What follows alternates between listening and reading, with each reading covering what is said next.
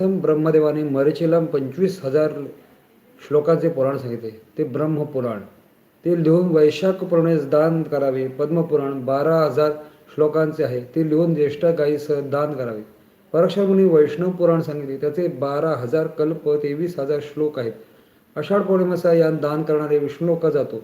वायुपुराणात 14,000 श्लोक आहेत. ते लिहून श्रावण पौर्णिमेस गुळ व गाय यांसह दान करावे. भागवत पुराण भाद्रपद पौर्णिमेस सोन्याच्या सिंहासनाचं दान द्यावे. दारपुराणाचे 25,000 श्लोक आहेत. ते लिहून अश्विन पौर्णिमेस दान केल्यास सिद्धी प्राप्त होतात. मार्कंडेय पुराण 9,000 श्लोकांचे असून त्याचे दान कार्तिकी पौर्णिमेला करावे. अग्निपुराणाचे 12,000 श्लोक असून त्याचे दान मार्गशीर्ष पौर्णिमेस द्यावे. भविष्यपुराण 14,000 श्लोकांचे ते लिहून पौष पौर्णिमेस दान करावे.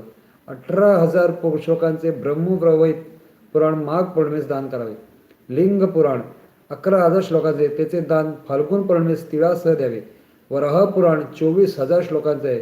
गरुड पुराण चैत्र पौर्णिमेस दान करावे. स्कंद पुराण 84,000 श्लोकांचे आहे. त्याचे दान केल्यास दान कल्पांत करावे. वामन पुराण 10,000 श्लोकांचे आहे. त्याचे दान करता शरद कालात व विषुव दिनास करावे. 21 सप्टेंबर. कुर्मा पुराण 8,000 श्लोकांचे आहे. त्याचे दान सुवर्ण कासवासह करावे. मत्स्य पुराण 13,000 श्लोकांचे आहे. त्याचे दान विषुव दिनास करावे. 21 मार्च 21 सप्टेंबर. 8,000 श्लोकांचे गरुड पुराण सुवर्ण हंसासह द्यावे. 12,000 श्लोकांचे ब्रह्मांड पुराण पर्व समाप्तीच्या वेळी दान द्यावे. वस्त्र गंध आदींनी विद्वानांचे पूजन करून खिरीचे भोजन द्यावे. महाभारत कथा करावी. कथा संपेल तेव्हा वाचणारा व ग्रंथ यांची पूजा करावी.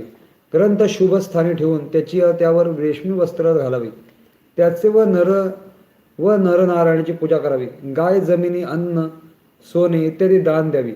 महादान म्हणून किंमत रत्ने द्यावी. सर्वप्रथम श्रोत्यांचे पूजन करावे. इतिहास पुराण ग्रंथाचे दान व पूजा करणारा आयुष्य आरोग्य स्वर्ग मोक्ष हे सर्व प्राप्त करतो. चॅनल लाईक करा, सबस्क्राईब करा, जास्तीत जास्त लोकांपर्यंत पोचवा. का हे लाईव्हचा वॉच टाईम माझ्या ह्याच्यात यूट्यूबला धरत नाही आहे असं मी ऐकतो आहे. त्यामुळे तुम्ही जास्तीत जास्त लोक पोचवलात बघितलं तर तो माझ्या चॅनलसाठी फायदेशीर आहे म्हणून ही विनंती आहे. तरी आपलं लाईव्ह चालू राहील पण ते जास्तीत पोचवलं तर जास्त फायदा होईल चॅनलला. सूर्यवंश वर्णन.